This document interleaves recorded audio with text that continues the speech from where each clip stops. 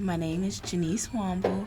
My major is communications and I attend Towson University. In May of 2013, I decided to transition into natural hair because I was curious about what my hair type was and how long I could get it in its natural state. And so May of 2013 was my last perm, and I transitioned for a year and a half before I cut off all my permed ends October 26, 2014. Transitioning wasn't that difficult for me. I wore a lot of weave, a lot of protective style, so a lot of braids, Marley twists, Senecles, things like that.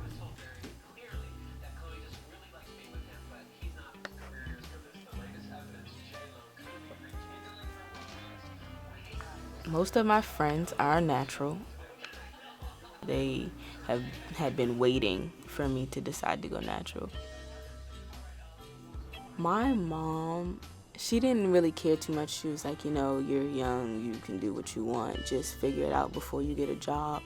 I think the biggest impact when I went natural was my aunt, and I told my aunt I was going natural, I was going to do my hair. And she's like, women in this family don't go natural. We don't do that nappy stuff. And I was like, well, I'm going to prove you wrong. And so to this day, I'm still proving her wrong.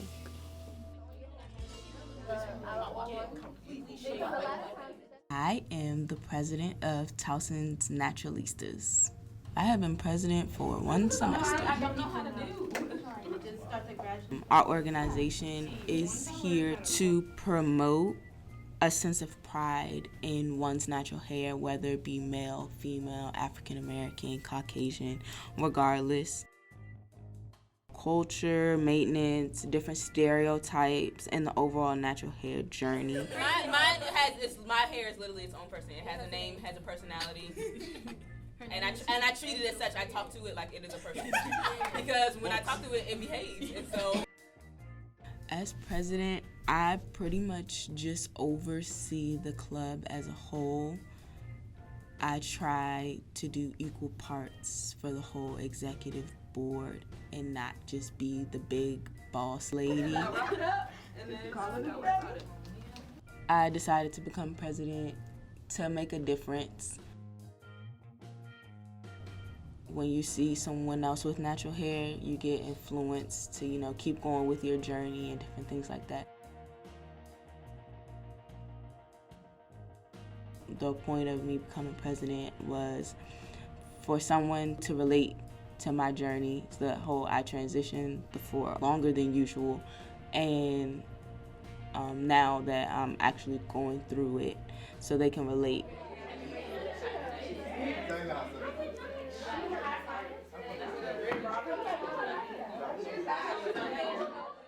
you put in your hair that completely strip your natural curl pattern, like not completely. Yeah, completely, like not all. My ultimate goal for the club would be to have a community where people can come and talk about the stereotypes and the different cultures of natural hair and be able to encourage one another. And society always unconsciously implements things on our mind.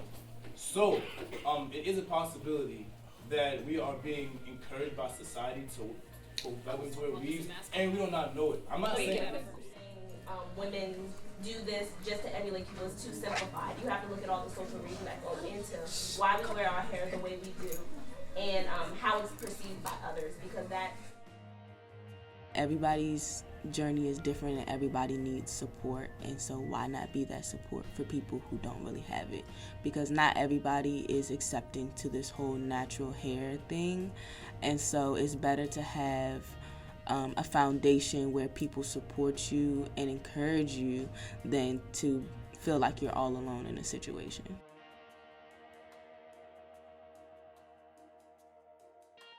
I think that natural hair helps build confidence because it takes a certain boldness, a certain confidence to be able to wear your hair in the natural state it's in and not care what other people think. I was like stressing out because my hair was not looking like how it's supposed to be. I was like, they're not gonna hire me because my hair is like all wild and out and everything. then she got hired.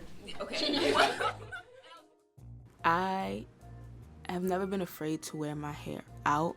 However, being in Naturalistas and just talking to the board members and the different members of the club, it just helps with different styles so that on days when I don't feel as pretty as I want to, or I think that my hair doesn't look as good as I want it to, getting their trial and errors really helps with my confidence and being able to step out the house and being like, I don't really care what other people think, or I don't care if they stare at me or anything like that, because I know that I'm beautiful and I accept it.